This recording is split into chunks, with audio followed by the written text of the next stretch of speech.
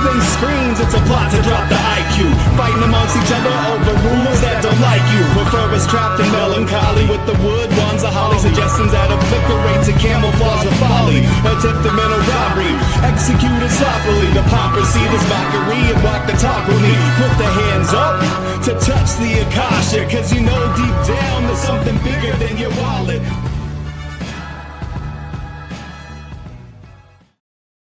Sweet eternal balance fall. That is good, true, and beautiful, friends. Welcome back to Rogue Soul, where tonight it is the winning report, where we remember we are always free and we are always winning as long as we understand our connection to our soul beyond the material, eternal, indestructible. If you know it, you already won. If you don't, get with the program, and we will go through all of the news, all of the relevant things, look through the plot holes, look through the deceptions, look through the biases, and look for the silver lining amongst it all, not because we ignore the evil or the dark, but because we know that there is always goodness and truth and beauty to be found. This is day 9 of my master cleanse. This most recent master cleanse has been a little bit rougher than some of the others, and it makes me wonder what kind of toxins are maybe in the environment at a higher rate, what kind of shedding might have been going on from people who have been injected with many things, or what else it might be that would have made this one a little bit rougher. It's been an interesting detox this time around, and I'm really glad every time I do this. I, of course, invite you to join me if it suits you. I am supposed to tell you legally to check with your doctor first. And if you need any support along the way, I do have posts on Substack about it. I also link to the book about it on my Substack. And you can also always book a coaching and talk session with me. And we can always work through what would best support you in your mental, emotional, physical, and spiritual health. That's what I'm here for. Use it if you want it. And otherwise, let's jump into things today. We are here at roguesoul.org. This is where everything I do is. You can receive one-on-one healing from me. That's where you would also book a coaching and talk session, like I just mentioned. You can take a course to become a healer like me. All kinds of classes, tools, testimonials, ways to connect with me are here on the site. You can always also go over to the shop and check out the orgone that's there, as well as some of the classes and different things that I offer. That's always here in roguesoul.org. This orgone is so beautiful, so powerful. Oh, and if you do go, you often, if you haven't been in a while or you've never received it, you can get a free spiritual guide and practice book that I wrote for you. If you sign up for the email list, that's always there too. So lots of cool stuff here on the site. Go to roguesoul.org. Also, if you want to support what I do and read channeled messages and other articles that I write, you can go to rogueways.substack.com. This is the best way to support me and what I do, to give value back to this show that you love, that you check in with every week, and more. The channeled messages are here if you do become a paid supporter, and all the other articles are here, like that master cleanse I just described, for free.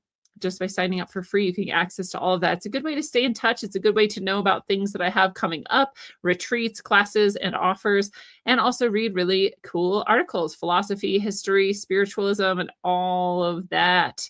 And again, those channeled messages from the spiritual ancestors are powerful doses of source healing for you that you can get just by being a subscriber at rogueways.substack.com. Thank you for all of you who already are. If you haven't, go sign up right now. But we'll start here. There's a lot of misunderstanding around this alleged Qatari Air Force base in Idaho. And it's not that at all. It is something that the Department of Defense, which is now the Department of War, has been doing forever. We've always trained our supposed allies here. We've always had a few people from various places, sometimes places that some of us feel are very questionable. That's been true for a long time. So this isn't new. I don't know why the media tried to paint it. Well, I mean, I do know why the media tried to paint it as something just like horrendous and out of sorts and just crazy, like a leap from what we normally do. And really, it's just kind of business as usual. We train people. We just train people. That's it. It's not a base for Qatar. It's an American Air Force base, and Qatari soldiers will be trained there. It makes it easier to work with our allies. You know, that's the story, at least.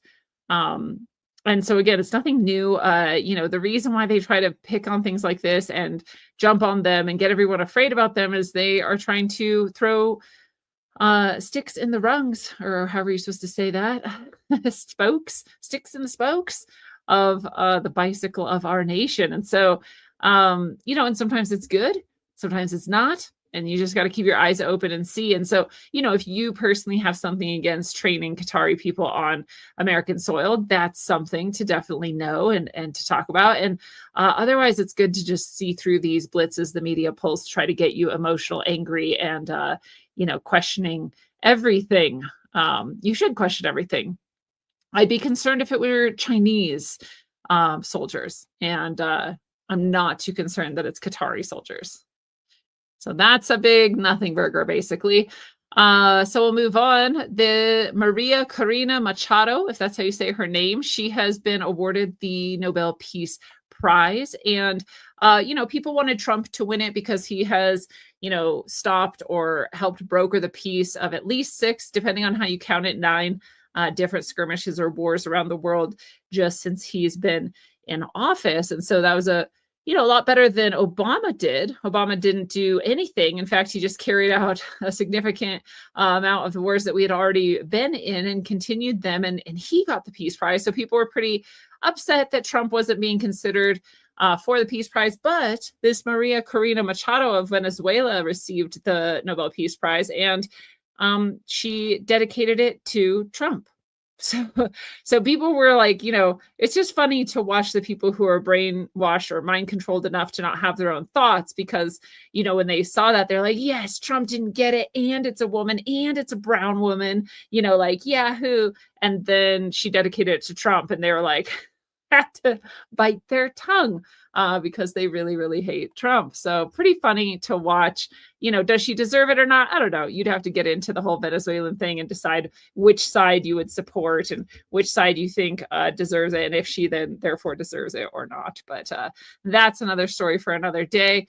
The dedication to Trump occurred, and it was funny to watch. I call it a win. This is not a win. This is a alleged graffiti art installation at Canterbury Cathedral. Canterbury Cathedral in the UK it was built in 500, I believe. So it's 1600 years old or so, and it's beautiful, and the architecture is such that we don't create anymore today. These steps you can see are stone, and they're like, worn so deeply they look like they're curved, because that's how many people have walked up and down stone steps to carve them. So this is an old, well-used, well-loved, beautiful piece of architecture, Canterbury Cathedral. And they went and they splattered. This isn't even graffiti art. It's not even fair to call it that. When I first saw this, I retweeted it and I said, graffiti is beautiful because it is in castaway, forgotten, like hidden places. And it often shows such beautiful skill and emotion. And it's so raw. My travels, I've traveled to about 30 countries in the world, and I've lived in some of them and stayed long in some of them. And one of the things that I always photographed when I was there was graffiti, because I find it to be really beautiful. Most of the time, a lot of times it's also quite ugly, and it's just a bunch of shitheads who are just going out and ruining things. And that's annoying. But I guess you got to learn somewhere, right? That's your canvas and you're practicing. But, so much graffiti is genuinely beautiful. It is no longer beautiful when you put it inside of a church. And they're saying like, oh, we want the voices of the unheard to be in this church. Well, you didn't get the voices of the unheard. You got like some sort of, clip art version of graffiti, like just graffiti font and just a bunch of random phrases. And you just made this beautiful place ugly. If you had real graffiti artists and you asked them to paint on a canvas or like a board or a wall or something, and then you moved it into the church, you might have actually accomplished something that could have been beautiful, especially in juxtaposition. But this is just like ridiculous. Nobody graffitis like this. This isn't real graffiti at all. It's pandering, it's patronizing, it's ugly, and it's ridiculous. And this is the continued, I think, degradation of Western culture, and especially Christianity and the churches. that has been going on for a while. So pretty disgusting, in my opinion, pretty pointless, and not even real graffiti anyway. So that's annoying. Back here closer to home, John Bolton has been indicted over mishandling of classified documents. You know when it's stuff like this that they're just after this person and this is what they can make stick, perhaps? And so it is sort of the lawfare that I don't find very appealing. And I also see that this side, if you want to call it like, the left-right illusion, which is actually the old money versus new money, or the Satanists versus the Luciferians, or the, non-technocrats versus the technocrats. However you divide this for yourself, the other side used lawfare much more, is still using it much more than, we'll say, the new money Luciferian technocrats are using it. So I don't like it. If it is, however, the way you can make, maybe get somebody who actually is really corrupt out of the way, then I guess that's the way you can do it. I'm sure Bolton is guilty of a lot worse than mishandling classified documents. Like, I don't know much about it. I'm not a person who studies these different people and their whole lifetime of career as politicians and all the things they've done. But the thing I even know about him is that he is one of the most war hawk sort of politicians that we have. And so he's guilty of a lot more than this. But I guess that's what they're going after him for. So is it a win? I don't know. Whatever. It's fun to watch in the meantime, at least. America is got some B-52 nuclear bombers going close to Venezuela. Venezuela, of course, is under scrutiny. The international eye is on it. The U.S. has said that the CIA has been green-lighted to carry out, I guess, covert. Is it covert if you're talking about it openly? Whatever. Operations with deadly force in Venezuela. We've been blowing up these ships that have been coming up, saying that they're drug boats. Are they drug boats? I don't know, but I'm sure they're at least something, right? They're military, they're drugs, they're smuggling people. Who knows what it is, but it's something that is, from the US's point of view, a problem. Otherwise, you wouldn't be bombing them. So this is escalating.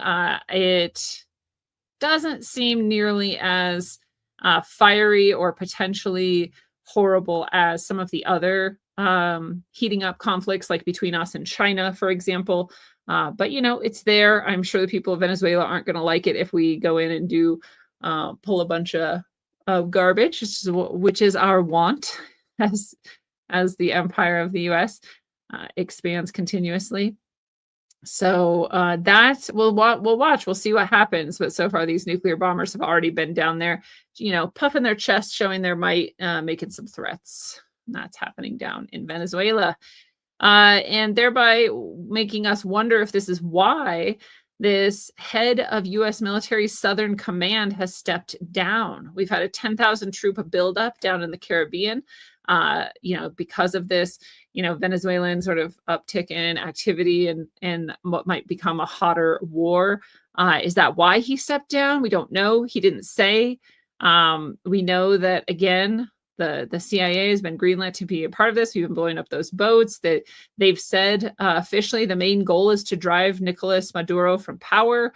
That peace prize was given to Maduro's opponent. So, a lot's heating up down there. And then all of a sudden we have this high-level military official who's in charge of that Southern Command down in that region, just stepping down suddenly without warning, without reason. It could go both ways. It could be because he's like, I'm not down with this. This isn't right. What we're doing in Venezuela isn't okay with me.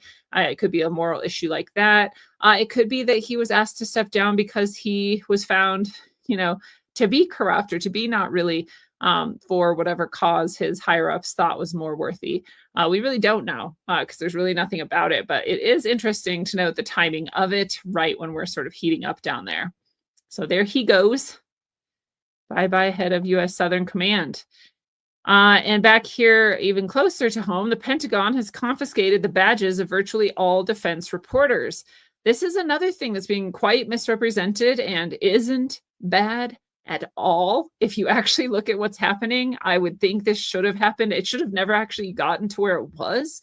And it should have definitely happened far earlier than this, that people are acting like this is some, trampling of our amendments, our rights, that we have free press and all of this. Well, I'll, alert to you if you didn't know, the press never had the right to be in the deepest annals of Pentagon and military secret spaces. I mean, that's just not true. That's never been like freedom of press means that you as a press person get to go wherever you want, whenever you want, and report on anything you want.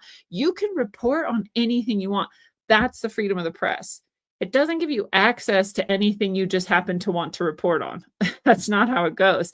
So people in the Pentagon with these press badges were apparently walking around just freely walking around without any badges to indicate in the first place that they were press and able to go anywhere they wanted. And so part of this, was them saying, well, okay, hey, if you are here as a press, you have to have it prominently displayed on your person at all times. So you could never be confused, for example, for someone who works there and should maybe be in the know about certain things. They can always say, okay, you're press. We don't want you in this room right now. We're about to have this conversation. We don't want you to report on or whatnot.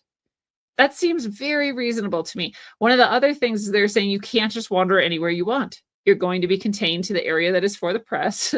And that's it. And that they can't bribe people to give them stories. So if you read the actual document of like what it is they were asking for these journalists in order for them to remain in the Pentagon, which they never had to give access to in the first place, they're very reasonable asks. And then the final one, the one that they're publicizing the most, because it's the easiest to mistake and to misunderstand and to be upset about, is that they can't publish anything without prior approval. So they'll be there, they'll have their big prominent patch. They're not allowed to just wander around. They can't bribe people. And then when they do get information, before they can publish it or send it out, it has to be approved by someone. That's all exceptionally reasonable. And if you would look around the world, that would be how most people are running any kind of press military interaction. So it's just really, really weird that this has become such a sticking point for people. But it's like so many things. All they're taking is this one-sided media view of this, and they're not actually investigating it at all. And then they're just running off emotionally like, oh, our freedom of press is being oppressed. Like, it's not even slightly. Again, it was never a right in the first place that you would even have access to the Pentagon. So if you are going to have it, if you have to fit into certain, you have to check certain boxes or jump through certain hoops, well, that's up to you. And so they're saying nearly all of these defense reporters are leaving. Well, good riddance. I would not keep you either. If I were in charge of a military operation, I would also have these same expectations. So maybe you wouldn't, your military might not last that long. You might find a little bit too many holes and a little bit too much of the enemy up in your face. But that's my take. So I call it a win. Goodbye. No one cares. No one is going to miss you. Have fun. The socialist mayoral candidate Zoran Mamdani was chased out of a New York City park by protesters shouting anti-Semite. He is such a cringy person. I don't know if you saw him trying to like get the whole crowd up and dancing and playing like dance music. Wow. At one of his rallies or whatever, and saying like, we don't know what's going to happen. Like at any moment, like anyone could come in here and try to disrupt what we're doing here. And they're literally just having like a mayoral political rally. I'm like, nobody wants to disrupt you, bro. That's your side that does that. Sorry. I know they're already all there and they're already with you. So, but he gets chased out of this park because they're calling him an anti-Semite because he was running essentially on Antifa. And he's a democratic socialist. He's a communist. He is very much beloved by the Antifa and the like, and all of the socialist and communist organizations. And they are exceptionally pro-Palestine. There is no wavering It's such a unified front there, and that's fine. I'm not criticizing it. I'm saying, like, from experience, having been in those movements and also still seeing it from the outside today, if you questioned whether or not you should be defending Palestine and hating Israel, you'd be shunned. Like, it's not allowed. Like, that is a hard line. And Mandani is with them. That's his base. And now he's suddenly like going to put some Zionists in his cabinet or his race or whatever, however it goes for a mayor. And that has caused people to hate him. So they're attacking him. They're attacking him and his guards, as you could see in that video. They're chasing him out of parks. I mean, these people have no chill. You either agree with them 100% or they will be violent with you. It's an emotion. Somebody asked today, like, why is it that communists and socialists and these Antifa like can't understand history? And I said, it's because it's not a rational thing for them. You could give them all the facts in the world and it won't change their mind, because the reason people are communists, socialists, and Antifa is an emotional, psychological reason. It is not rational. None of them are rational. I've talked about this so many times before that when I look back at my own days in those organizations, I was purely emotional and psychologically driven. I was not rational. And the rational part of me that was left, the little piece of me that was left as a rational part of me, is the reason I left. So if you have any rationality, you end up leaving because it doesn't actually make sense. And sense matters, fact matters, truth matters to people. But people who are so broken and still in their emotional disease and unwellness, you can't talk them out of it. It's not a rational place they're at. So that's why they can't understand history, and they can't see that what they're doing is only going to lead to their own destruction and the destruction of what they say they love. They can't see it. They don't understand it. And that's why they're so easy to use. That's why they're such pliable, useful idiots, as we call them, because of that. The people who are running these things, actually from the top, who are using them, I should say, they know exactly what they're doing, and they know exactly the type of person they're working with. They know all their weaknesses. And this is why I've also talked about before, the best thing you can do to change the world and make it better is heal yourself, because then you can't be used by anybody as a weapon for their own ends that don't serve you. So that's why he's being run out of this park, even though he's still a democratic socialist and he's still going to try to pull off all the things he says. He's not good enough. It's an emotional thing, right? They eat their own for this reason, and it's just going to happen to all of them. And in a way, that's a win. So thank God. Keep eating your own. But speaking of Jews, Israel, Zionists, and the like, allegedly, the Washington Post has done this survey and found that 42% of people, up from 23% in 2022, who are Jewish, are likely to shield their identity. I don't believe you. I don't believe this poll. I'm sure that it's not true. Because it's ridiculous, because there is nobody who is threatening Jewish people. There's nobody who is openly, talking about Jewish people. Even the people who talk about, the sort of Jewish conspiracy idea almost always clarify, like, I'm not talking about Jewish people. I'm talking about, this supposed organization or whatnot, this Zionist sort of front in the world and the history of it. So, if you are Jewish at this moment and you are scared for some reason and you are hiding your identity for some reason, bro, that is all you. I mean, that is on you, and it is all you.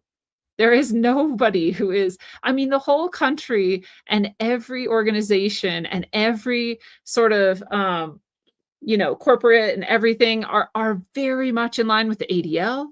They're very much like, policing what they call anti-Semitism. You are one of the most protected classes in this world, especially in the United States.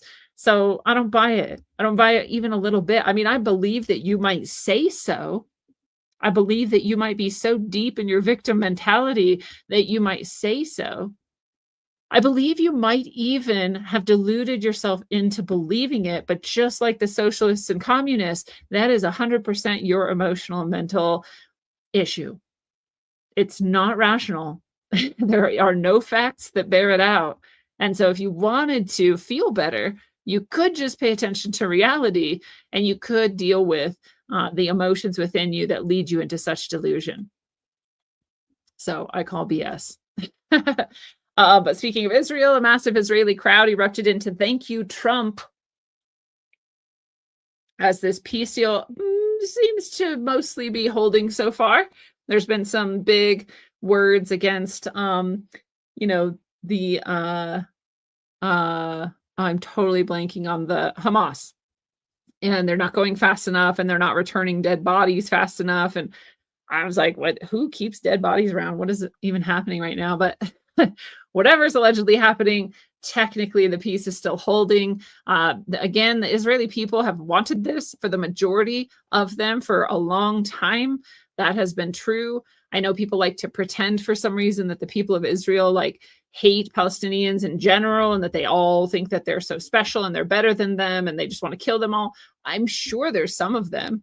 I'm sure we can find hateful people on any side of any division anywhere in the world if we want to. But if you actually look at the majority of Israelis, they don't want this at all. So there's these huge cheers and cries of thank you. And that was happening in Palestine and in Israel. And in much of the Arab world, people were celebrating and excited for this peace deal. So, we continue to pray and hope that that lasts and continues. And, again, I'll go into all the details, but hopefully it lasts. Hopefully we have some peace. Also in Israel, Trump claims Israel might resume Gaza fighting on his command if Hamas breaks ceasefire deal. So again, there's the big words I was talking about, being threatened against Hamas and Palestine. And, there's been little things here and there saying oh, Israel's bombing Lebanon again, Israel's bombing Gaza, and Israel's shooting Gazans. And maybe, but it's hard. I would not run with those stories if they aren't being reported a little bit more widely. I know that that's hard because I know there very well could still be, obviously, some pretty bad things happening, and there's often a sort of media blackout on those things. But what I mean is if you're in a lot of alternative sources and a lot of alternative spaces and you're not seeing that widely reported, I would not run with that. So I would keep your mind and your heart on the peace side of things until it is very, very obvious that it has fallen apart. That's what I will say about that. Your thoughts and prayers matter, even though people like to make fun of that and make you think they don't. So use them wisely. We also have, this is pretty interesting. Russia has released a JFK assassination file. I'll be interested this coming day 0 to see what Corey says about this. Being the JFK expert, you can go buy his book and all his books, I should say. But it doesn't seem that great. What it seems to just be are some documents about what's his name, the alleged assassin. Oswald. It just seems to be files about when Oswald defected to the USSR. So that's about it. I highly doubt I don't know, maybe there's really cool things in there. I shouldn't say that, but it is all in Russian. There are people who are decoding it, or rather translating it and getting what they want out of it. So one of those is JFK Facts on Substack. I'm sure, again, Corey will have something to share with us about this on day 0. So tune in this Sunday. Luigi Mangioni's lawyer has asked a judge to dismiss federal charges in the assassination of United Healthcare CEO. This is just a move to try to spare him the death penalty. If they they would not be dropping, murder charges or these sorts of things. It's just the federal level of the charge that would carry the death penalty as a possibility. This is the same with Tyler Robinson, or whatever his name was, who allegedly assassinated Charlie Kirk. They're both sort of moving to remove those charges that would carry a possible death penalty. So that's all that's happening with that until Luigi Mangione is basically railroading his own trial by refusing to attend remotely. I get it. Do whatever you want. I think this guy is one of the biggest pieces of shit. I think they both are. If they are, who we think they are and who they are said to be, and they actually committed these crimes. I think it's one of the most cowardly things you can do, to do both of these murders and assassinations, both to walk up to somebody with their back turned to you when they had no idea you were coming or that there was a fight you had with them, and shoot them in the back of the head. And they're a father of children. One of the most reprehensible things, as I say often, pussy. He's a pussy bitch. And doing that is a pussy bitch move. If you actually have a gripe with somebody, you take it to their face, right? If you wanted to be honorable and you thought this is actually a worthwhile cause to go seek the death of this person, then you do it to their face. The assassination from afar, just as pussy bitch. That guy had no idea. Charlie Kirk had no idea that you were so upset with him that you thought he should die. He had no chance to fight back. Can you pull it off? Yeah, but you're a pussy bitch. And that matters, actually, right? On the soul level, you're a cowardly, weak person who has given into your most base and lowest aspects of yourself. Does this person deserve to die? Well, it's really not up to me, and it's definitely not up to Luigi Mangione or Tyler, what's his head. So I'm still so deeply disappointed with society, any aspect of society that has celebrated either of these people or either of the actions they took. Anybody who has had even a slight wahoo, I'm so deeply disappointed in them. I can't imagine how far we have to have fallen to get to the point where you celebrate the absolute cowardly murder of just random people because you just in your head don't like them. They didn't actually do anything. That's the thing. They didn't do anything to these people specifically. This guy didn't do anything to Luigi Mangione personally. The guy didn't do anything to Tyler, what's his head, personally. There's no personal interaction at all. You just decided this person was evil, deserved to die, took it upon yourself, and then went and assassinated them in the most cowardly way possible. So it's so disgusting to see people celebrate either of these things. It's such a low point in humanity. So, do I hope they get the death penalty? I don't actually care. I mean, their souls are torture enough, right? Like, I understand karma. I understand life to life, what we go through. And so I'm not worried in any way at all what actually happens to them. I'm more worried about what people are taking from it and what maybe inspires them, unfortunately, in horrible ways, or hopefully in better ways, what inspires them to become better people than this. That would be the win, if any. So Justice Ketanji Brown Jackson has compared Black people not being able to create majority Black congressional districts to disabled people not being able to enter a building before the ADA, the Americans with Disability Act. She said, quote, "They don't have equal access to the voting system. They're disabled." This is a Black woman saying this. Usually you hear this from white, often female leftists, that Black people can't vote. And their reasoning is always so racist. They're like, oh, well, they don't have computers. And you're like, what, you think Black people don't have computers? I mean, that's more racist than anything I've ever seen that's called racist, usually. Like, it's actually racist. Usually we're like, water's racist, and that's what's going around. But like, this is actually racist. They're like, Black people can't get on the bus. They don't know where to go. They don't know where the voting places are. Like, why do you think Black people are stupid?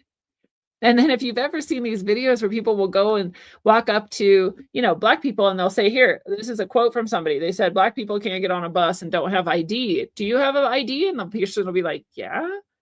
And they'll be like, can you get on a bus? And they're like, yeah. And they're like, wait, do people actually think I don't have an ID and can't get on a bus? And you're like, yeah, they do. And it's often really hurtful. And the person's like, oh my God, like, this is the way I'm perceived. But what's crazy is that's the way you're perceived on the left. The right doesn't imagine that you're incapable people. The right doesn't imagine you're too stupid to figure out how to live. In general, right? But yet here's a Black woman saying the same thing. A Black Supreme Court justice saying the same thing. She's saying, if you're in a Black neighborhood and your people who are elected to office are not Black, it's because you're disabled and you can't figure out voting. It couldn't possibly be that you're Black and you didn't choose someone just because they're Black. She's racist. She thinks you should choose people based on race. But this is the lie of the Democrat and the lefts forever. This is what Malcolm X warned people about. He said, don't trust those left-wing white people.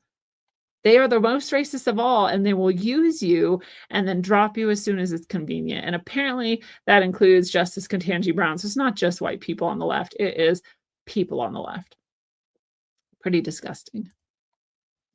But in some good news, Poland has announced that they will be exempt from the EU migration pact. The European Union has a migration pact where they're agreeing to take all of these people from all of these countries and all of these places, often almost universally Muslim people who are men of fighting age without families, almost only that. And so they've said they will not take part in this European Union migrant relocation scheme and importation scheme. So fantastic for Poland. More countries need to choose this and be okay with it. It is okay to say, no, we don't want to take these people. That's okay. You're allowed to do that. It's your place. It's your home. You're allowed to do what you want with it. Just like if you were in your house and somebody came and said, you have to now house these other people that you've never met. You don't have to agree to that. It's your house. So not under communism, but under how we have things now in the United States and how they are at the highest levels spiritually as well. Natural law does not dictate that you take people into your home. The end. So good for Poland. Sounds like a win. I like it. The more we go against the European Union in general and against NATO in general and against the WHO in general, the better off humanity will be because we will not have those centralized powers that want to become a globalist power. But speaking of immigration, Trump has considered overhauling the refugee system that would favor white people, specifically white South Africans, specifically also any English speakers. So, it's not just white people, but people who were white and spoke English, and Europeans would have priority over other refugees. This is specifically the refugee system. This isn't just immigration. So I want to make that clear. People are all for refugee migration and us taking refugees in, but for some reason, they're no longer interested when those people are white. So the South Africans have been kind of screwed for a while until Trump. And so Trump's saying, let's actually favor these people. They're closer to our culture anyway. They will be able to assimilate and fit in more easily. And that just makes sense. So they're not saying they won't take people who aren't white. They will, especially if you're an English speaker, no matter what color you are or where you're from in the world, then you would have higher priority over people who didn't speak English. That also makes sense. If you take someone from a culture that is dissimilar and they don't speak the language and you throw them into the United States or any other culture for that matter that isn't similar and that they don't speak the language, then it degrades the entire system. It is a weight on the system. Now, you can do it if that's what you want to do, but especially if you do it en masse, and especially if you don't have the desire within those people to learn the language, to learn the culture, and to try to fit in, then it is a big drag on the system.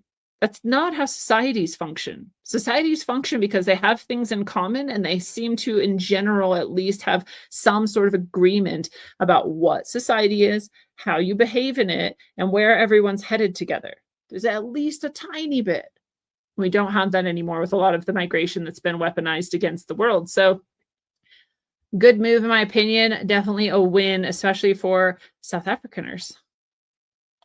Trump has also awarded Charlie Kirk the Medal of Freedom. This happened on his 32nd birthday. I believe that was yesterday or the day before, October 14th. So it would have been his 32nd birthday. Thank God, because if it was his 33rd, people would have been like, see, the Illuminati. So at least it was the 32nd. I'm sure they'll spin that some way too. The ceremony was held in the Rose Garden. They were going to do it indoors, but so many people wanted to be there and be a part of it that they had to hold it outdoors, which is pretty cool. Erica Kirk accepted it on his behalf.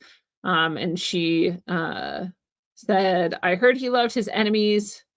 Oh, that was Trump. Sorry. And I said, wait a minute. Is that the same Charlie that I know? I'm not sure, but I didn't want to get into it. I guess that's his joke.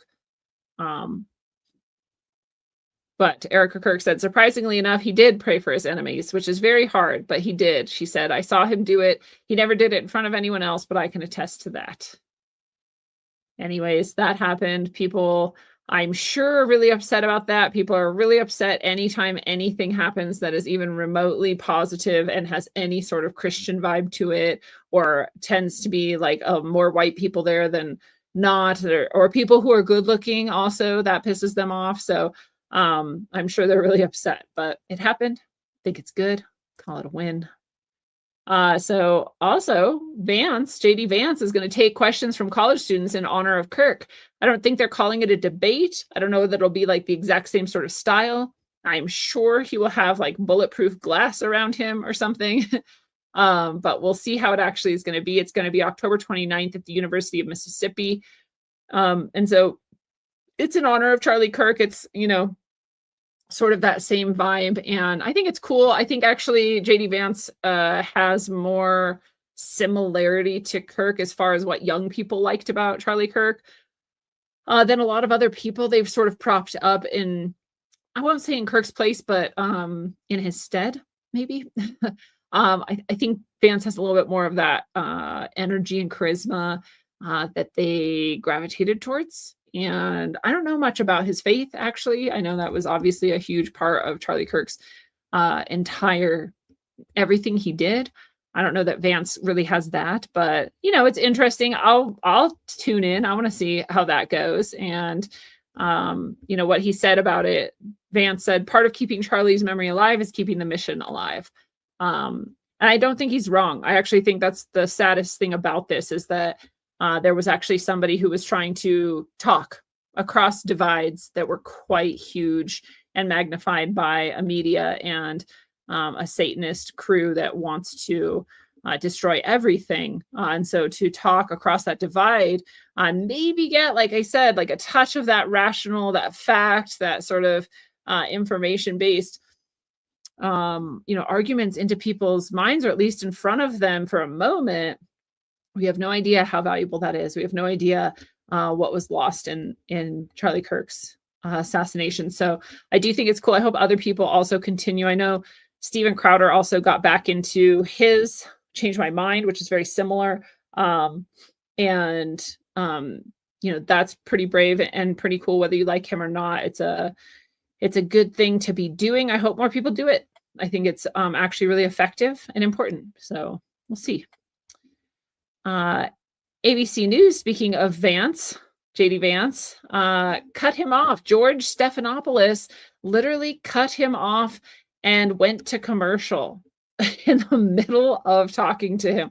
I can't imagine being that rude. And all he was doing is he was asking, George Stephanopoulos asked JD Vance if Tom Holman accepted a bribe. And Vance was basically like, well, no. And also you're, spreading fake news. And said there's no evidence of that. And that, the media is just promoting this for no reason without evidence. And Stephanopoulos just cuts him off. And he says, well, you're not even asking me like a real legitimate question. You're asking me about Tom Holman. Like, can you ask me about me or about like our policies or about anything that I'm doing or what, And instead you want to just talk about this fake news story. And Stephanopoulos like hated that and literally just like cut the camera, cut the feed, and went to commercial and kicked him off the show. So rude. So crazy. I just don't think in the past that would have flown. Like, I think he would have had to step down. I think people would be calling for his resignation. Like, I think we used to have some level of expectation of self-respect for our media people. And now it's just so like internetified that everyone is so snarky and so sassy and so like gotcha and so like, haha, look at what I did. And just like ego that this sort of thing that people don't even bat an eye. And I bet a bunch of people were like, yeah, good. Kick him off. And like I was just saying, like, we actually need to talk more across these artificial divides that have been created by the media and by the divisions at the higher levels. So pretty sad, pretty stupid, really disgusting, very immature, very disappointed in him. Not a win. Win for Vance, who just, anytime someone acts that way towards you, like if you just are calm, like you won already. Just let them freak out and fall away. But speaking of Republicans, the state GOP leaders shut down the Kansas Young Republicans chapter after racist chats surfaced.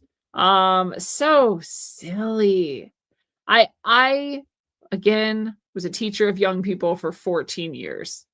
Yeah, I was also a young person once. Maybe you were too. Maybe you remember joking and saying things that are totally unacceptable in polite society, but are hilarious to you and your friends and not hateful at all. But you like recognize you know, you recognize the humor in different biases or different, especially with like racial stuff. And so you're not PC. You are not PC when you're young for the most part. And it's funny. And it's how kids bond and kids joke around.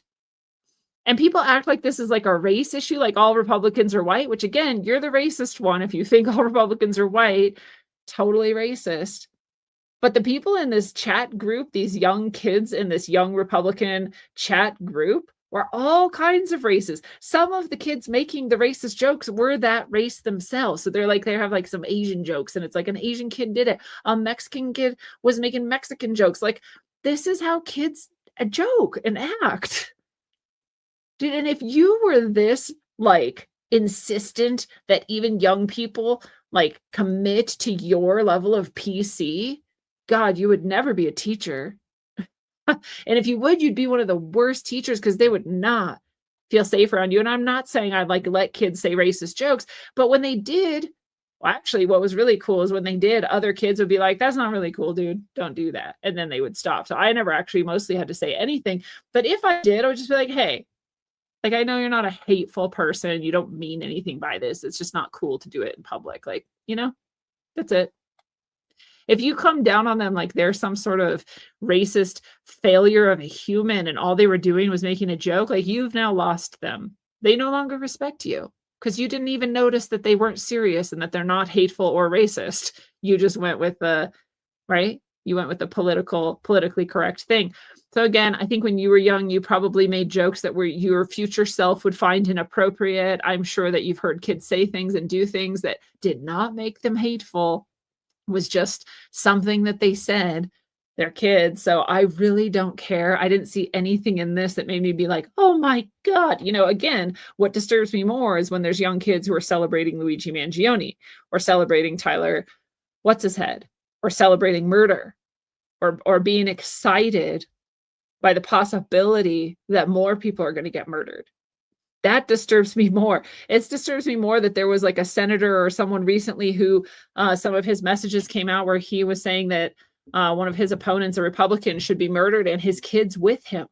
That's an elected official. And that got less press and less outrage than children making, racist comments and jokes. And you know why? It's because they have to paint the Republican Party as the racist. And as we've talked about already today, even, it's actually the Democrats. It's actually the leftists who are super racist. Super racist. They think Black people can't get on buses. They're the racist ones. They just have the illusion of being not racist. And so they can't handle these types of jokes. One of my Black friends was the person who has told me the most racist jokes of my life. They made me uncomfortable. And it's his race he's talking about, I mean, that's just how people are. He's not racist against himself. He's not a self-hating Black man. It's just funny. People have no sense of humor. So, it's sad the Republicans of that state of Kansas shut down the group or shut down the chat or, got rid of some of these young leaders or something. And that's sad. It's sad that you thought you were in a private group chat where you could just be kind of free and fun and whatever. And then instead you kind of lose a big part of your life. Whereas this actual elected official has lost nothing and didn't joke, wasn't joking at all, but actually was talking about how it would be good if his opponent were murdered and his children with him. Again, you tell me which one's actually important. I don't think it's this one. So that's not a win. Pretty sad. Perhaps a win if you're into it. I am. The CAS, the Court of Arbitration for Sports internationally, recognized that the ban on participation of Russian athletes in international competitions is discrimination. It's not okay to discriminate against Russian athletes because they're from Russia, no matter what their government might be doing. That's a big win for Russia. I think it's so silly we still even do stuff like this. So Russia hopefully will be allowed to participate in everything from here on out. We'll call it a win. Back to that prescription deal, Trump RX as a drug buying site, and this Pfizer deal that, again, everyone was really quick to jump on and say, oh, now you're just giving Pfizer $70 billion.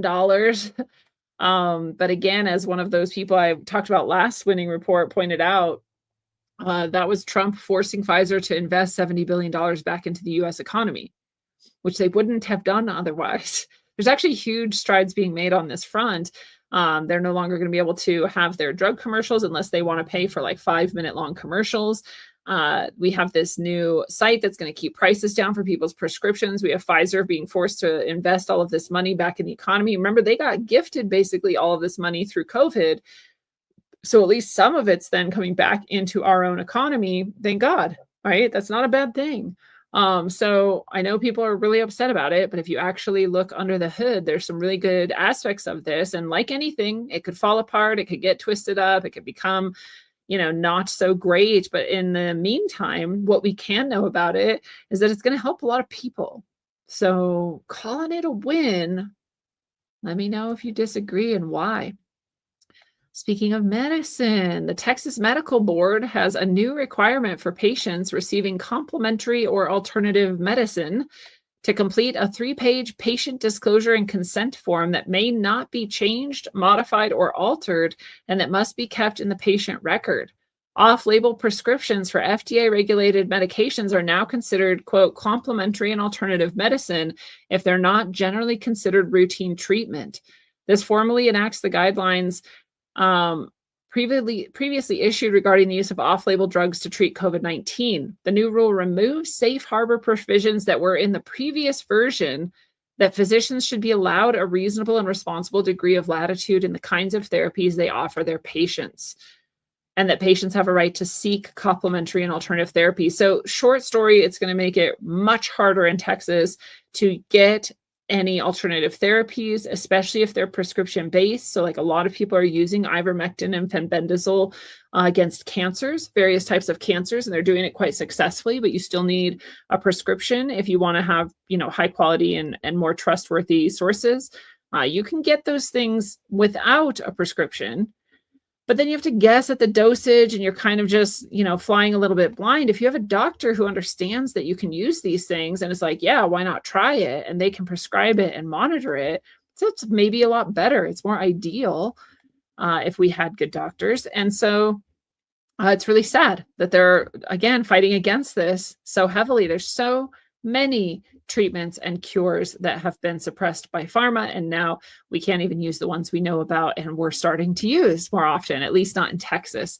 So hopefully they go back the other direction and go back to the safe harbor provisions that allow physicians to prescribe whatever they choose and to have some freedom in that, to have some alternative options available for people. We want this to happen in as many places as we can, even if we're not Texans, because the more places it happens, the more places it's likely to happen. We would hope that all doctors would have this freedom and support for their patients. So unfortunate, not a win, but hopefully it'll go back the other direction. In New York, they've confirmed a first locally acquired case of chikungunya virus, which I've never heard of. And it's the first one in 6 years. Why is it in New York? I don't know. They say it was locally acquired, meaning a mosquito in that area was carrying this disease and infected somebody.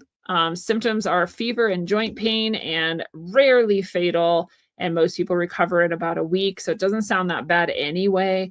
And I doubt that it will continue, but it looks like they've got people spraying for mosquitoes. So I always question that. But that's that. Stay away from New York. It's probably the best advice in general. And maybe protect yourself from mosquitoes if you can. A vast anomaly in Earth's magnetic field keeps growing, satellites reveal. This is that anomaly we've talked about before. This is the South Atlantic anomaly.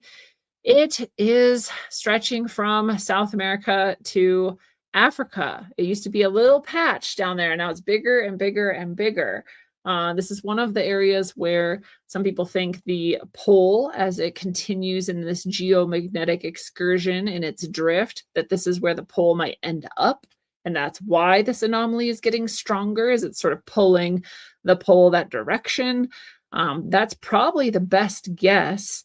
And again, in this possible pole flip, possible complete failure of our magnetosphere, and thereby letting in all kinds of big energies from the solar system and beyond, we don't know what will happen. We don't know if it's dangerous or not. So articles like this from Science Alert will tell you about the anomaly, and then the rest of what they tell you is basically nothing.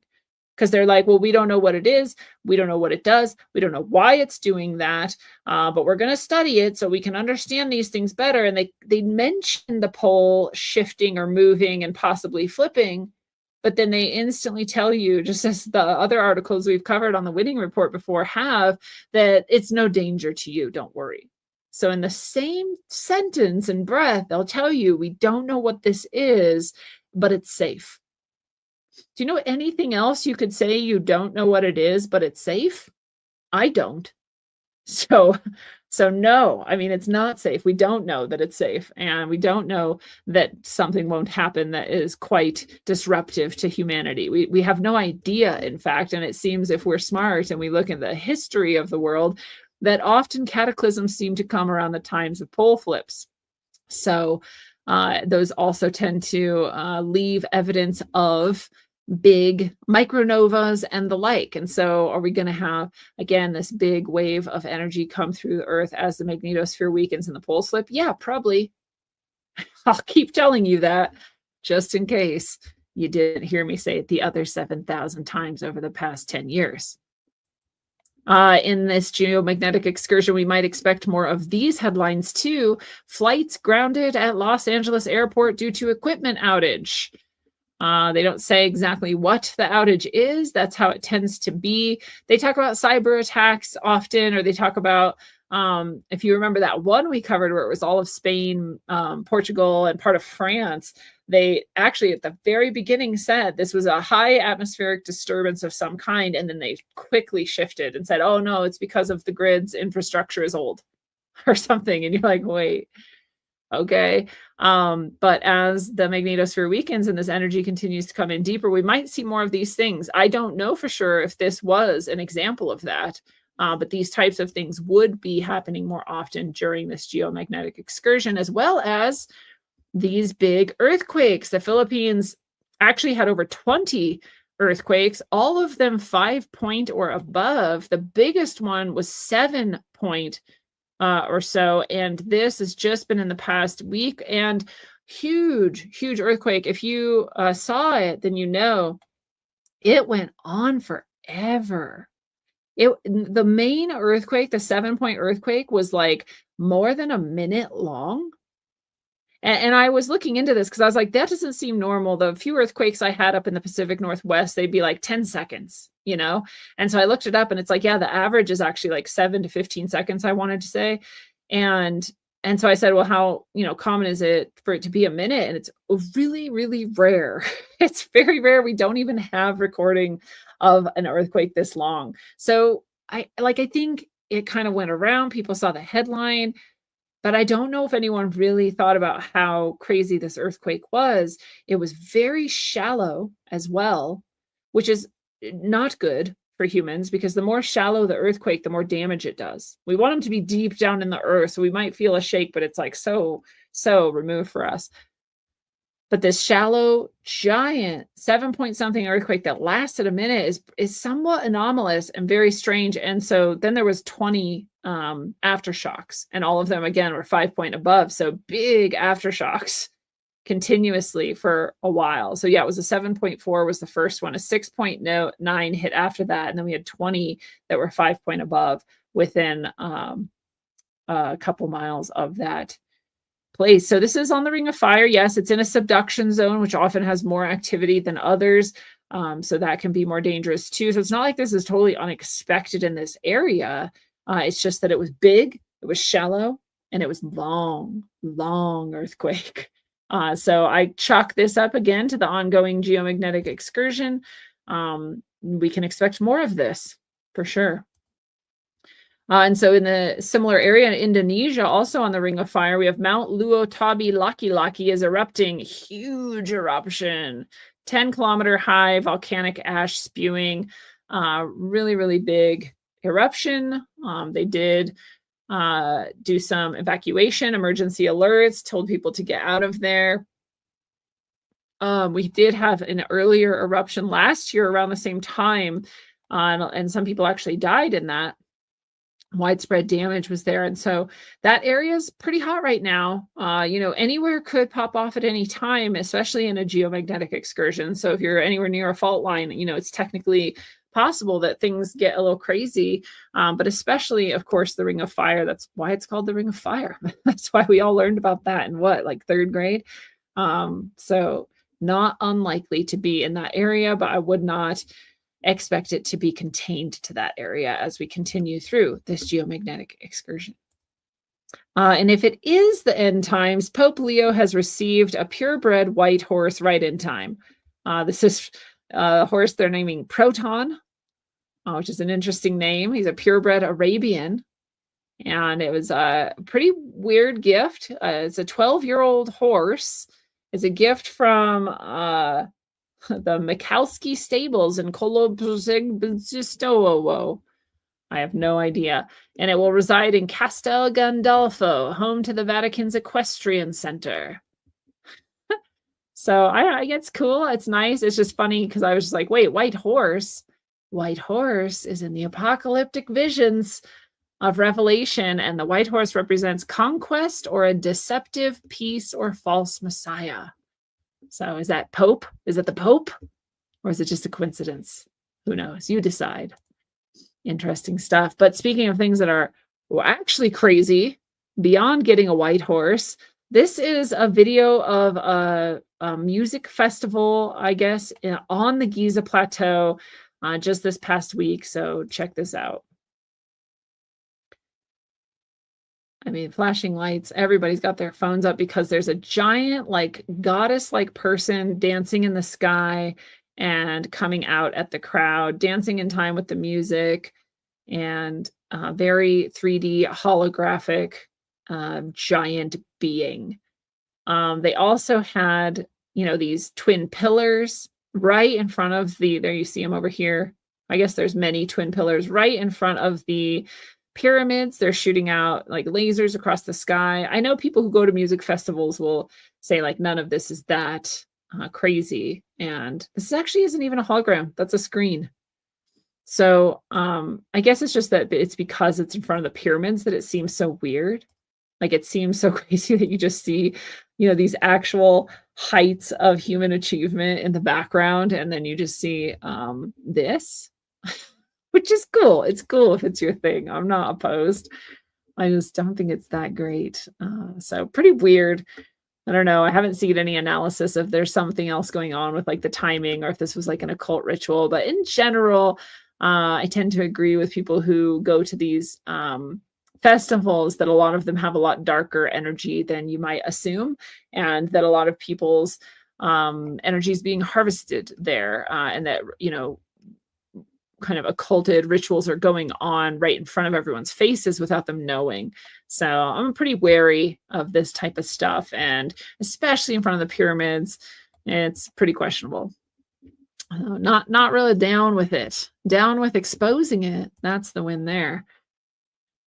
Some university students have used a $185 satellite dish to intercept unencrypted geostationary satellite signals for 3 years, capturing sensitive data.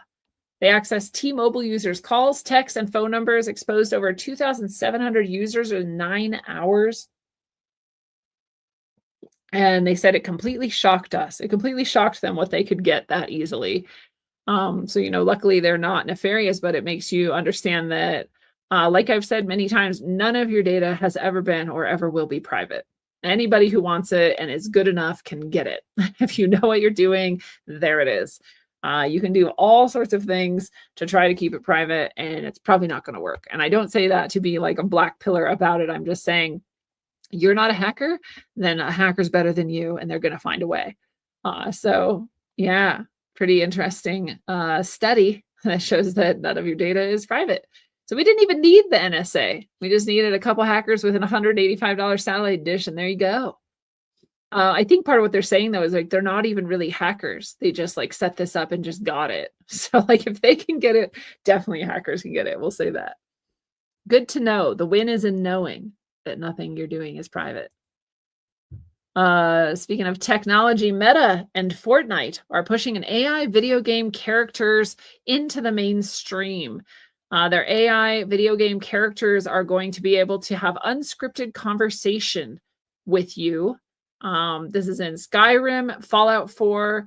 They're going to integrate AI mods, like whatever, something that none of us will recognize. And it says you're creating your own world with your own relationships. Pretty, fun for gamers, I'm sure. Fascinating for people like me who just like to study AI and how it interacts and what it's kind of growing into.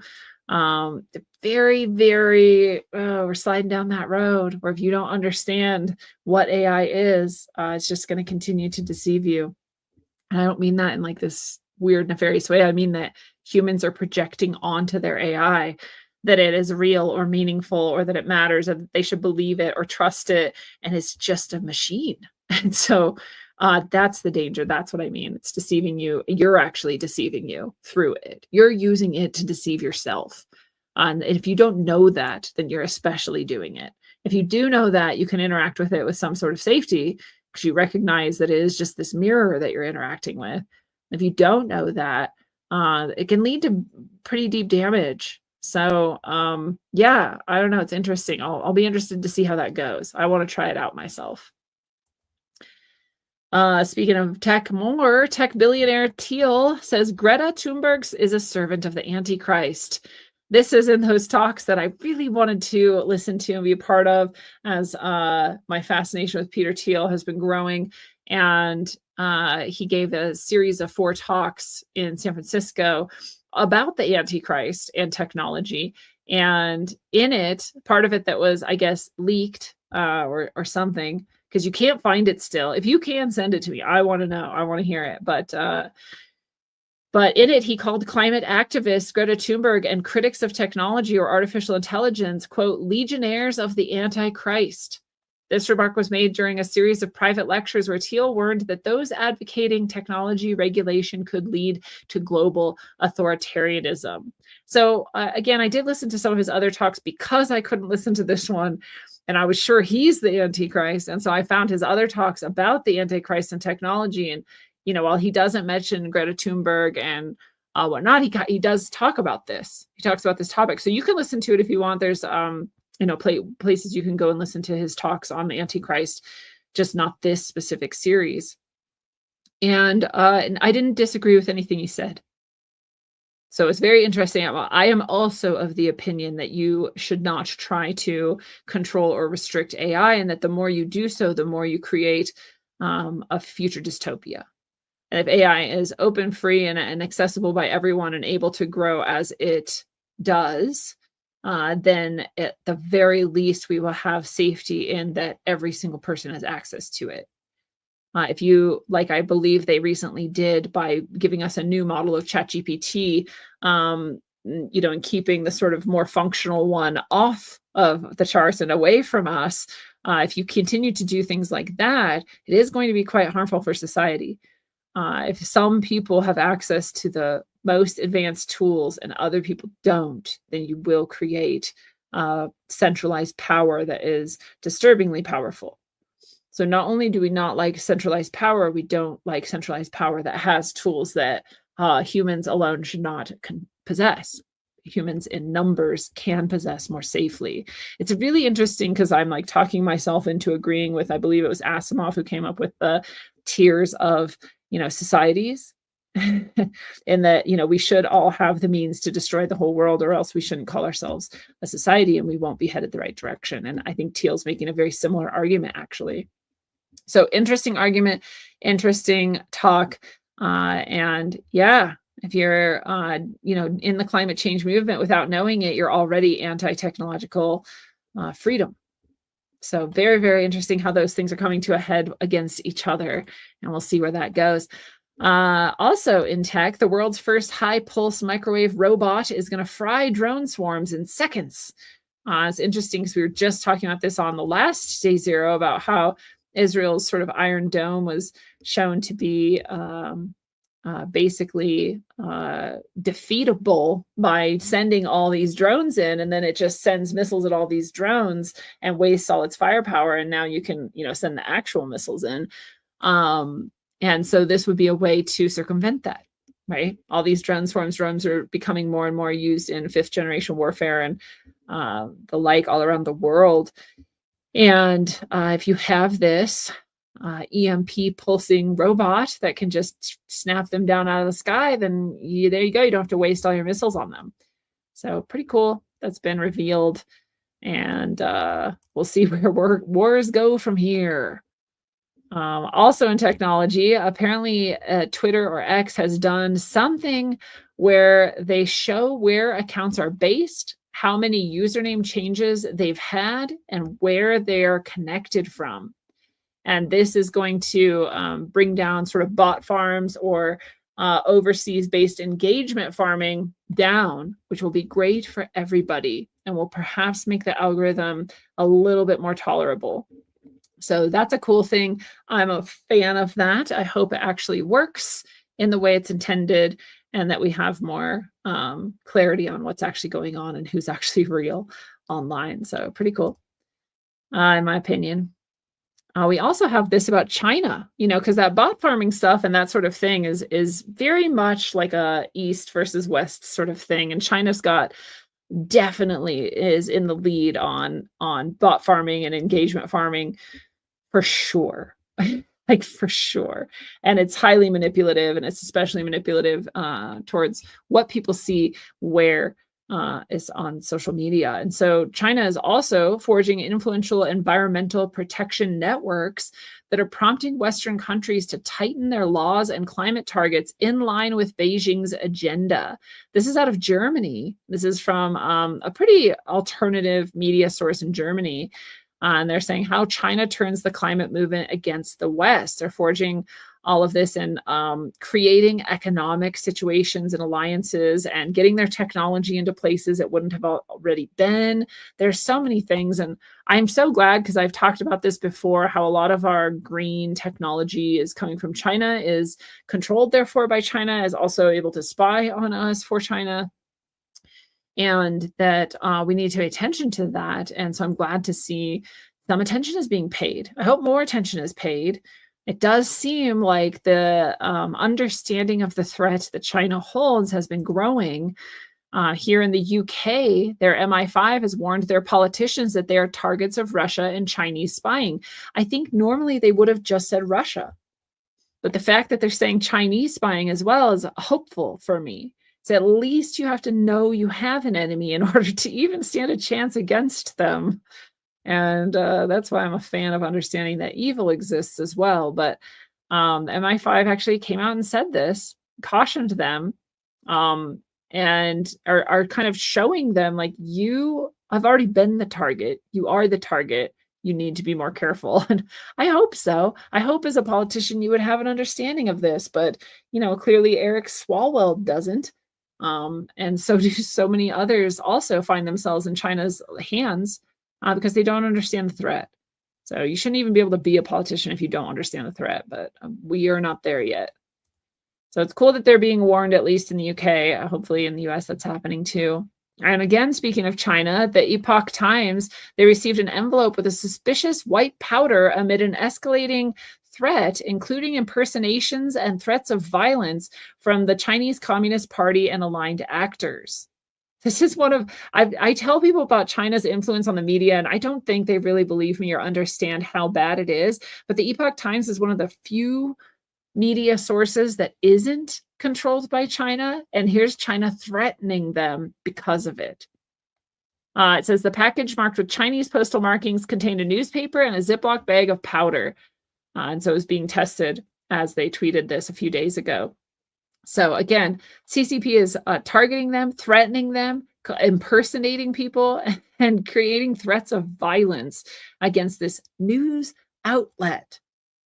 It's a foreign government targeting a news outlet, and it's one of the only ones they don't control. So you can see how big the threat is actually. And you gotta wonder, why do all those controlled media sources only ever talk trash and hate Trump? I don't know. Maybe you can tell me. But speaking of trash talking Trump and his friends, RFK Jr.'s wife was on The View, and they were criticizing, and they kept calling him Bobby instead of RFK Jr., Bobby, because, it's a way that you endear someone to you. And it's also a way you degrade someone's status before you attack them, right? So when people come up to me and they're like, oh, hun, oh, Linz, I'm like, no, my name's Lindsay. Don't call me honey. Unless you're my friend and we're really close, don't degrade me because now I know you're about to attack me. Like, I'm not your submissive, you're not my superior. Right? So that's what you do that's what that means. That's why they would do that. So Bobby, it says, Behar said, it seems as though Bobby and Trump are casting doubt on the efficacy of vaccines, which makes Americans very nervous. So that's the problem that we're having. And his wife, Cheryl Hines, says, can we do better? Can we make vaccines safer? Can we listen to parents who say my child got the vaccine and changed and stopped hitting markers and stopped developing the way we were developing? Can we listen to people when they say that instead of saying you're crazy? And good for her. They got her on this show and then they attacked her husband live on air. And so good for her for keeping calm and for coming back with a rational response and not giving in to their debased way of interacting with people. They're all demons. It's a horrible show. So good for her. We'll call it a win. The huge win. This is a huge win here. The share of students not identifying as male or female has dropped significantly in the past year and a half. Significantly. Giant drops in this. So the trend of transing yourself or being, non-binary or all of this stuff is dying. Thank God, because it is a trend. It isn't actually even rational to think that many people suddenly had the mental disorder of gender dysphoria. It is just a trend. It's okay. You can have trends. It's cool. Everybody went through some sort of weird phase or two in their life. Not a big deal. This is one of the most disturbing and destructive ones of all, where people were mutilating their bodies, destroying their ability to have children in the future, destroying their bones and their skeletal system, destroying their health for a trend. So really glad to see this out of many different universities. Non-conforming sexual identity is also in sharp decline. And so less trans, less queer, less gender dysphoria all across the board in the past year and a half. So really, really cool. Very good to see that. I hope it continues. It is a culture thing. So it matters, what we say about it. It matters like what we do about it. And I've never been someone who says like you should reject like all trans people or not like love them or, hate on them or whatever. And also at the same time, be really clear that it isn't good for you to do these things to yourself. And it is quite likely that this is a phase you're going through. So, I'm going to be honest. And the more honest we are, the quicker we come through things like this. So very, very cool to see. Big, big win. I don't even know why we're still talking about this, but Alex Jones's appeal to the Supreme Court was rejected. His $1.4 billion defamation judgment remains. And so silly. This is literally because he talked about Sandy Hook. That's it. $1.4 billion and losing InfoWars and losing his network. And so I'm not sure, InfoWars is still around. And like I said, you don't need InfoWars if you're Alex Jones. You could make the Alex Jones show. You can make the AJ show. You could call it anything you want and people will still tune in. So, oh, well, I don't know. And also I don't think it's real. I never did. I'm pretty sure he's a CIA asset, a Mockingbird asset. I'm pretty sure that that was all just done to make people feel like they shouldn't talk about things because they might have $1.4 billion judgments against them, or, to stop questioning Sandy Hook or something, something. It doesn't even make sense. None of it. So, but apparently he's lost that appeal. So we're pretending that that happened. Mark Benioff, if that's how you say his name, was a tech billionaire, and he has shifted his stance on President Trump, stating that he now fully supports him, having been against him previously. And he is urging the deployment of the National Guard in San Francisco due to insufficient police presence and response.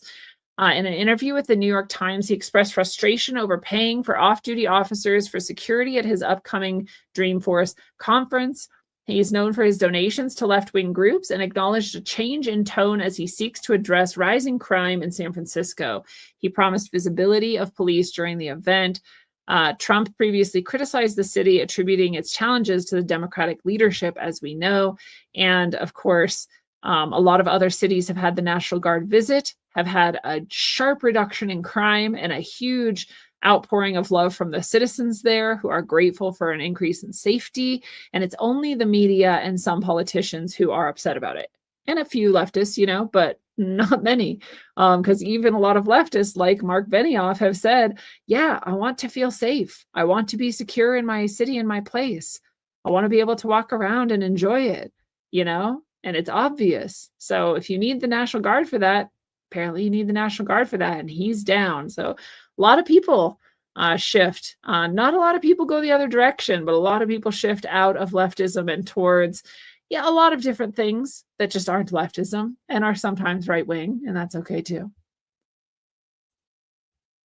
Apparently there's a singer of a band called the Lost Prophets named Ian Watkins, and he was put into prison for child sexual abuse. I'm admitting to 13 different sex offenses that I won't get into because they're so abhorrent. And he's been killed in prison by another prisoner. And I wanted to find all of the examples of this that I could. For some reason, just in the last week or two, I just randomly, without trying, came across like 5 stories like this, where very, very specifically a prisoner who was a child sexual predator and abuser was killed by another prisoner.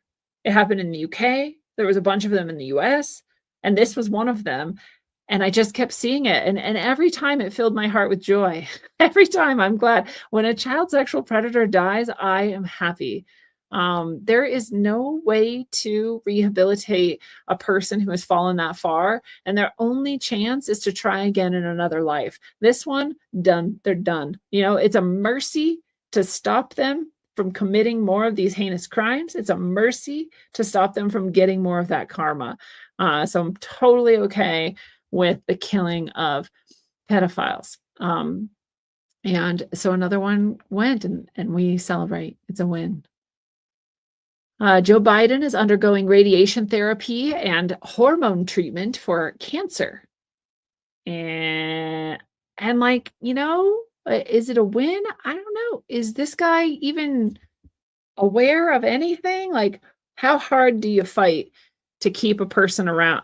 Whether it's Joe Biden or anyone else, when you're that old and you're that far gone into dementia, and you've seemingly been that sick over that many, his entire presidency, he was like stumbling around and defecating in his own pants, making a fool of himself everywhere. And I feel sad for him, even though I don't want to, because I think he's an evil person. But I feel sad because I can't help it, because I see an old person going through that. And I'm like, man, you deserve at least to be like sitting back somewhere eating applesauce and watching Matlock. And instead you're like pooping in front of the Pope. And now we're battling cancer with him? Like, why? I don't know. It's cool. You do what you do, Joe. But man, it sounds like torture to me. Win or not, it sounds like torture. So we're down to the last few things here. This is a dude pretending to be a woman who went into the women's locker room in a college campus and was a sex offender already, and then pretended to be a woman and went into women's locker rooms. Luckily, this person was arrested Previously, they had already been arrested for masturbating on the same exact university's grounds in public by the women's locker room. So now they were saying, and like I said, this is why we can't have this, because even though there might be, for every 100 men who are actually believing they're a woman and actually, aren't predators and just want to be in a woman's locker room for some non-sexual reason, if that even exists, there's going to be at least one deeply disturbed predator who is an individual, who is male, who is pretending to be a female, and now you can't tell the difference between them. And that makes us all unsafe. It's not okay to enable predators to access what should be safe spaces, especially for women who are already more vulnerable. And so I'm glad this person was arrested, and I hope it brings some more clarity to people on why you cannot allow men in women's spaces safely. And we'll stop here with a win around the same sort of issue. Students at Roseburg High School in Oregon staged a walkout after a male student invaded the female locker room. Again, same problem. Now it's with children, though. Now you're putting children in a unsafe space with a potential predator. And if you think children aren't also predators, sometimes you're crazy. Again, you should get to know more kids on a mass level like I have. Students claim that the school is threatening them with suspension or canceling homecoming in retaliation for speaking out against the trans bathroom policy. So that, just like we've seen in other schools, they'll send principals in, they'll send counselors in, and they'll say, like, you have to go into that locker room and get undressed in front of this man. It sounds like child sexual abuse to me. But for some reason, leftists think that's okay. And now these kids are speaking out about it, and I couldn't be more proud of them. That is a huge win in itself. Getting the attention of libs of TikTok and everyone else in the nation, hopefully, will bring some support to these kids who are otherwise being sexually abused at schools for this false reason of making some other student feel safe. So all the girls have to feel unsafe so that one student can feel safe, allegedly. No, it's never going to be acceptable. Other ways to take care of these types of situations, and that is not one of them. You can definitely provide single-use locker room types of situations, or something else altogether, right? It's just not forcing men into women's spaces, especially with children, and making them unsafe. So hopefully we're getting a lot more wisdom and clarity around those types of issues, and hopefully we're going to make women and especially children even more safe in doing so. That is, of course, again, one of my delineations between what is good and what is evil. Is, does it harm children? Well, it's evil. Okay, well, you're harming children when you're doing this. So it is actually evil. Even though you think what you're doing is being compassionate to the one student, you're lacking in compassion and you're being psychopathic to all of the other students. And it goes the same for adults. It's just a different age group, but it's the same exact thing. So you need to protect women in women's spaces, and predators absolutely will use this against them. So lots of good wins today. Again, continue to pray for and focus on peace and well-being in the world and in yourself. And until we nail it, travel well, aim for balance, and always look inside first. Mwah.